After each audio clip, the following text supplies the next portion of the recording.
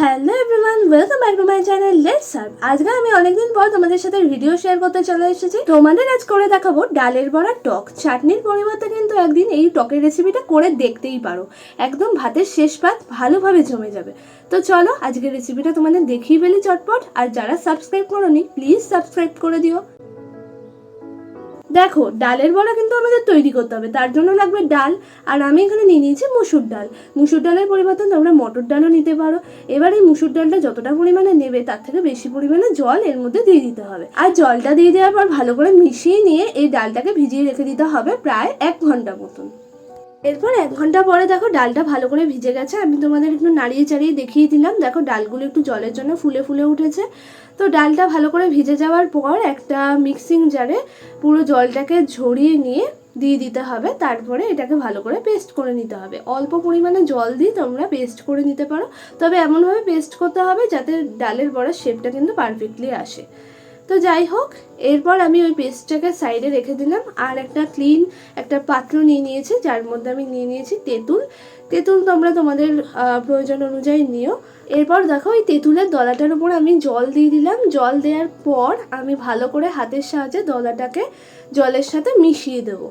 দেখো তেঁতুলটাকে পুরো মেখে নিচ্ছি জলের সাথে ভালো করে, যাতে তেঁতুলের জলটা ভালোভাবে বেরিয়ে আসে। আর এই তেঁতুলটাকেও আমি 10 থেকে 20 মিনিটের জন্য ভিজিয়ে রাখবো। ব্যাস, ভালোভাবে জলটা রেডি হয়ে গেছে। আর এখান থেকে কিন্তু তেঁতুলের যে দানা আর তেঁতুলের যে খোসাগুলো ছিল সেগুলোকে আমি আলাদা করে নিয়েছি। ছেঁকেও তোমরা নিতে পারো। এবার তেঁতুলের এই জলটা আমি সাইডে আবার রেখে দেবো। এবার আমি আবার নিয়ে চলে এসেছি ডালের পেস্টটাকে। ডালের পেস্টের মধ্যে আমি প্রয়োজন স্বাদ মতো নুন দিয়ে দেবো, আর দিয়ে দেবো প্রয়োজন অনুযায়ী হলুদ গুঁড়ো। ভালো করে দিয়ে একটু ভালো করে চামচ দিয়ে ফেটিয়ে নেব, যেভাবে ডালের বড়া করার আগে ফেটিয়ে নেওয়া হয়।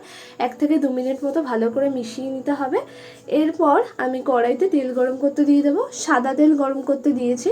সাদা তেলটা মোটামুটি গরম হয়ে আসলে একটু হাত উপরে দিয়ে দেখে নেবে যে আঁচটা ঠিকঠাক আছে কিনা। তারপরে আস্তে আস্তে ছোট ছোট বড়ার আকারে ডালের পেস্টটাকে কড়াইয়ের মধ্যে দিয়ে দিতে হবে। খুব সাবধানে আমি সবগুলো বড়া এখানে ছেড়ে দিচ্ছি। আর প্রত্যেকটা বড়ার সাইজ যদি একই রকমের হয়, দেখো যেরকমভাবে আমি দিয়েছি, তাহলে কিন্তু এটা আরও সুন্দর হয় দেখতে। তো মৃদু আঁচে রেখে এবার আমি ভালো করে বড়াগুলোকে চারিদিক দিয়ে লাল করে ভেজে নেব।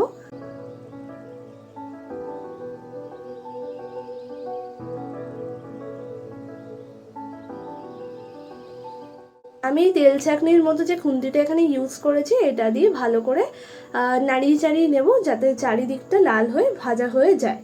তো চারিদিক লাল হয়ে ভাজা মোটামুটি হয়ে গেছে, আর বড়াগুলোও রেডি হয়ে গেছে। এবার আমি কড়াই থেকে তুলে একটা পাত্রে আলাদা করে রেখে দেবো ঠান্ডা হওয়ার জন্য।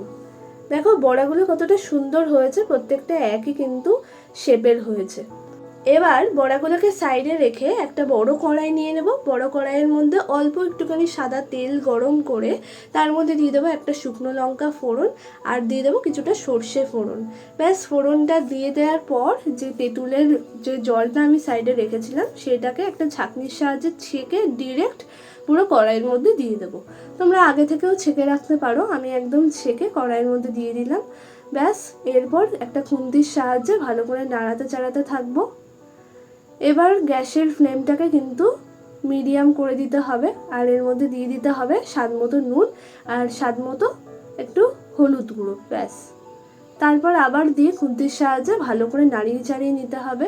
এরকম কিছুক্ষণ নাড়ানোর পর যখন ঝোলটা ফুটে আসবে, তখন এই যে ডালের বড়াগুলো আমি রেখেছিলাম ভেজে, সেগুলোকে কড়াইয়ের মধ্যে দিয়ে দেবো।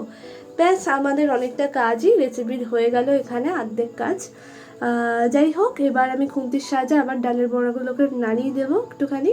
আর ঝোলটা এখন আর একটু ফুটবে। আর এখন গ্যাসের ফ্লেমটা হাই থেকে মিডিয়ামের মধ্যে রাখলেই ভালো হয়। যাই হোক, এরপর আমি দিয়ে দেব চিনি, যেটা কিন্তু মাস্ট।